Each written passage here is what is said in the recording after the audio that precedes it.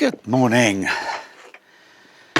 Andy from Cornish Motorcycle Diaries here, but today isn't actually that good a day. Why? Because of what happened 2 days ago with YouTube. Now, to spare you all the details, I'm going to put up on screen here some of those details, but basically what they've done is they've shafted small creators once again and aspiring creators. So I'm going to give you a few seconds to digest some of those things, have a think about what it means.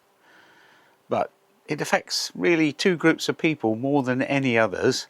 So number one, aspiring creators, and number two, small creators, because some of the things they've told you are very transparent and open and giving you dates. So 1st of February to 2027 for when the major changes take effect.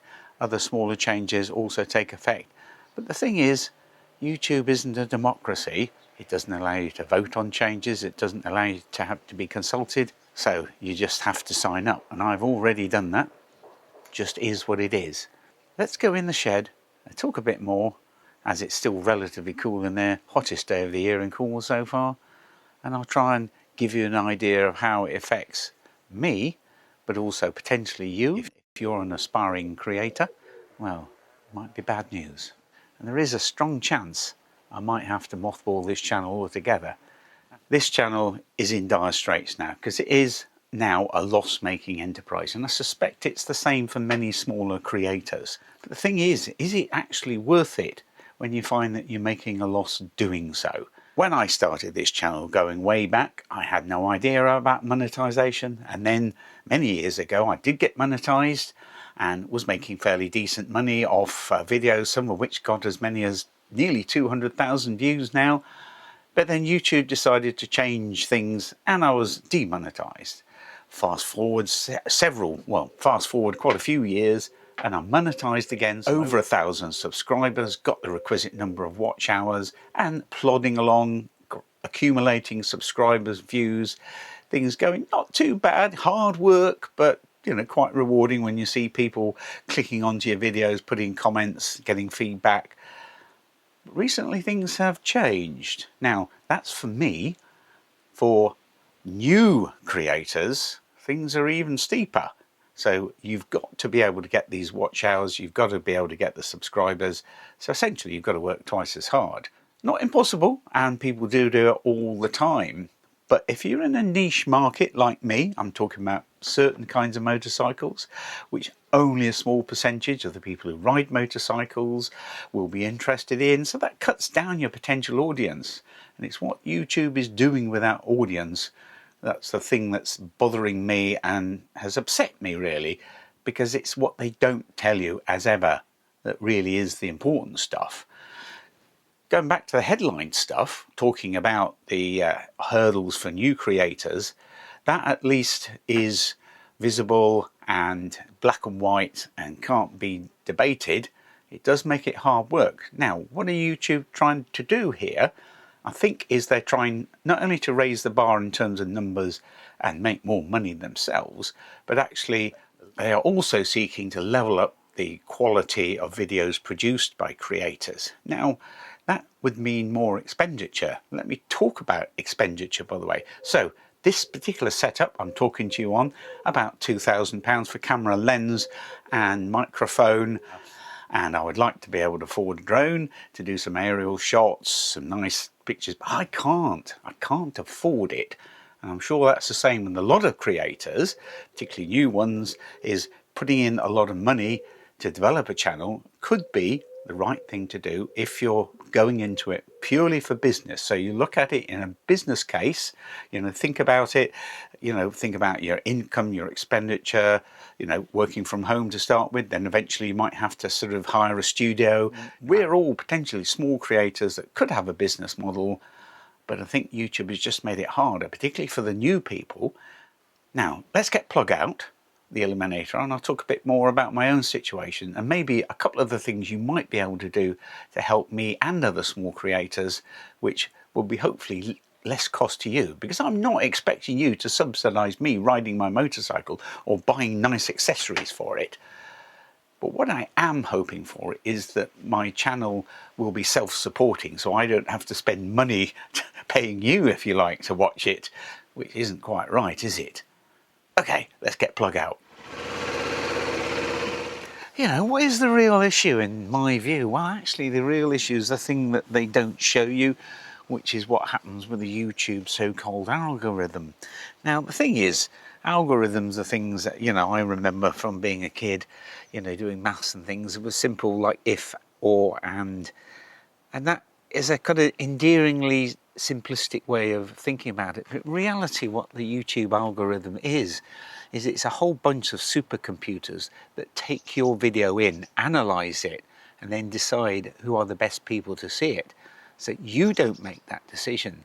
And no matter what you do, so things like attention-grabbing thumbnails, i.e. clickbait, titles that grab your attention, what happens if I do this, and I was, you know, they don't work either, because they used to work. Now, all those people who will give you advice on YouTube, vidIQ, TubeBuddy, all those things, it doesn't really work anymore, or only to a limited extent. The thing is, it's YouTube decides, and if it puts you into a small niche, merely exposing you to a few hundred people, then you're not going to get those thousands of views, those dozens and hundreds of subscribers every time. In fact, you're lucky to get 1 or 2 subs, a few likes. Now, that puts us in a very awkward situation where if you want to grow your channel, then you've got to take action. What action could that be? Well, YouTube does offer a solution, which is something called promotion. So you can promote your videos. What does promoting mean? Well, the reality is we're talking about adverts here.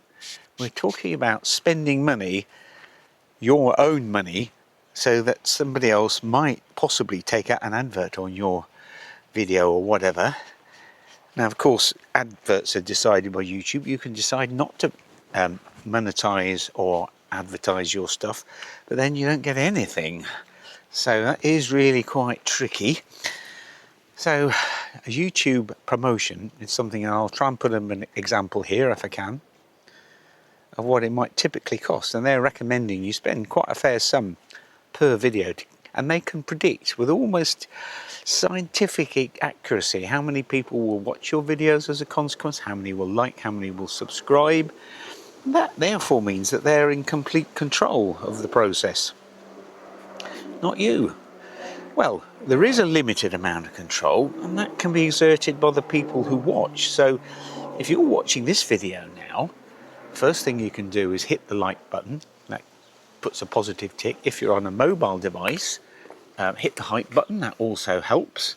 It spurs on YouTube more. So reaction, as long as it's done in a way that doesn't make the creator, such as myself, feel unhappy or uncomfortable, is a very good thing. And of course, ultimately, subscribing to a channel such as mine, small channel, subscriptions do count, although less than they used to. There is also channel membership. My channel membership, for example, is just 99p. There is, of course, if you want to step outside of YouTube, things like Patreon, which is a completely separate income stream, and then things like Buy Me a Coffee, if you want to make a one-off donation. You know, I thought that was a particularly good video, or that answered my question, that would be really marvellous. You can get the super thanks button on YouTube as well, but reality is most people aren't motivated to do it. If you see a small creator, they're probably not getting much of the pie anyway, so anything you can do to get round that unfair division towards the bigger creators, the better.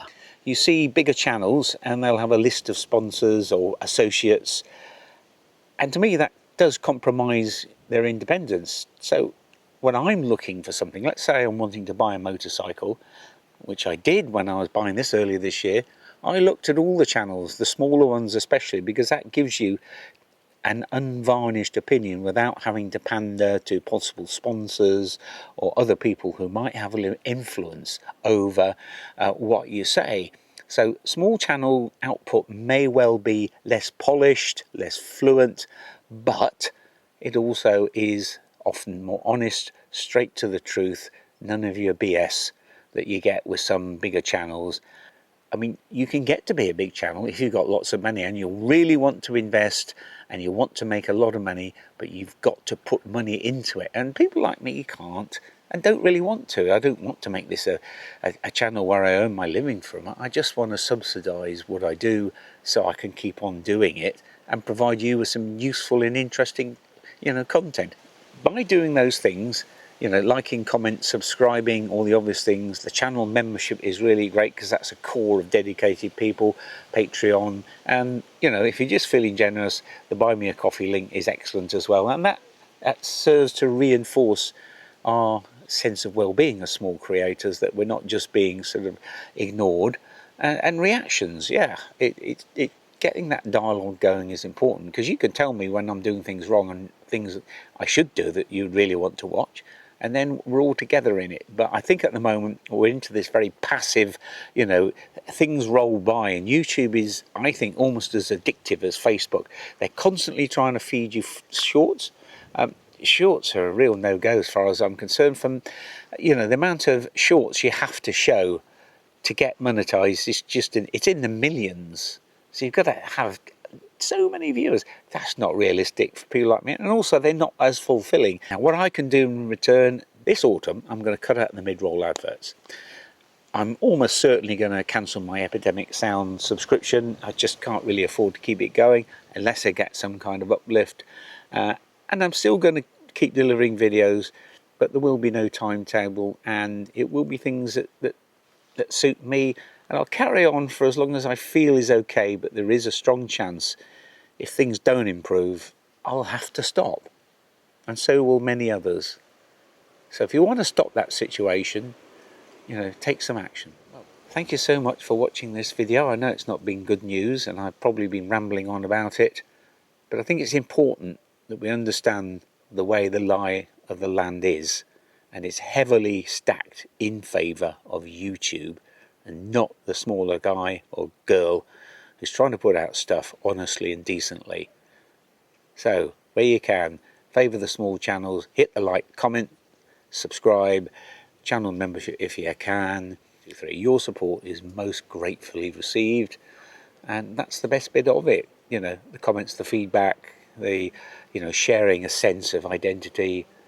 Anyway, enough from me. I've been Andy from Cornish Motorcycle Diaries, but this also applies to any other kind of video. So thank you for watching, and please, let's see you in the next one. Bye for now.